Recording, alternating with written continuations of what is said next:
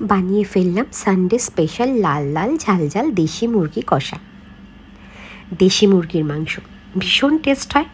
খাসির মাংস আর দেশি মুরগির মাংস পাশাপাশি রাখলে যারা দেশি মুরগি খেতে বেশি ভালোবাসো তারা কিন্তু খাসির মাংসটা আর খাবে না।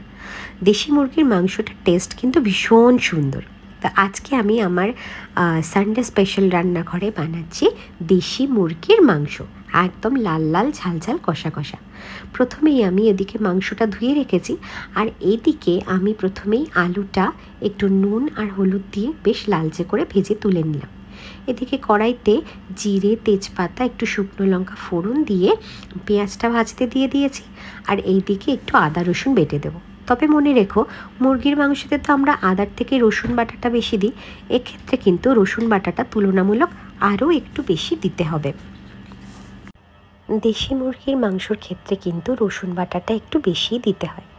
আমি এখানে আদা, শুকনো লঙ্কা আর রসুন পরিমাণে বেশি রসুন একসাথে ভালো করে পেস্ট করে নিয়েছি।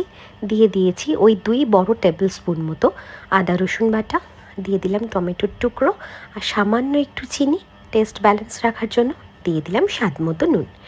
দিয়ে মশলাটাকে কিন্তু খুব ভালো করে কষতে হবে। আজকের দেশি মুরগির মাংসটায় কিন্তু আমি খুব বেশি তেল দিইনি, কারণ মাংসটায় বেশ চর্বি ছিল, আর দেশি মুরগির তো স্কিন সমেত রান্না করতে হয়, সেই জন্য কিন্তু খুব বেশি তেলের দরকার হয় না। এরপর দিয়ে দিলাম বেসিক যে সমস্ত মশলাটা আমরা মুরগির মাংস রান্নায় ব্যবহার করি, যেমন লঙ্কার গুঁড়ো, হলুদ গুঁড়ো, আর দিয়ে দিয়েছিলাম কয়েক টুকরো গোটা রসুন। এদিকে দেখছো মাংসগুলো আমি ভালো করে ধুয়ে পরিষ্কার করে নিয়েছিলাম, দিয়ে বেশ কিছুক্ষণ আমি জলটা ঝরতে দিয়ে দিয়েছিলাম, খুব সামান্য একটুখানি নুন মেখে। এদিকে মশলাটাও কষা হয়ে গেছে। তারপর আমি মাংসগুলো দিয়ে, ধুয়ে রাখা মাংসগুলোকে দিয়ে একটু বেশ ভালো করে কষিয়ে নিলাম।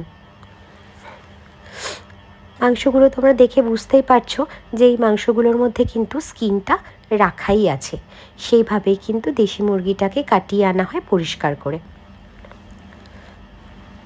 মাংসটাকে খুব ভালো করে কষতে হবে যতক্ষণ না পর্যন্ত এর তেলটা ছেড়ে আসছে।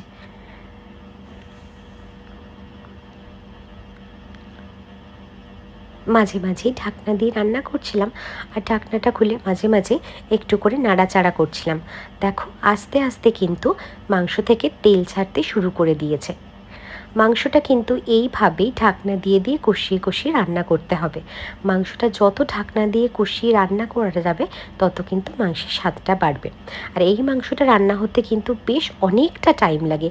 যেমনটা টাইম লাগে মাটন রান্না করতে, ঠিক তেমনটাই সময় লাগে কিন্তু এই দেশি মুরগির মাংস রান্না করতে, কিন্তু টেস্ট হয় অসাধারণ।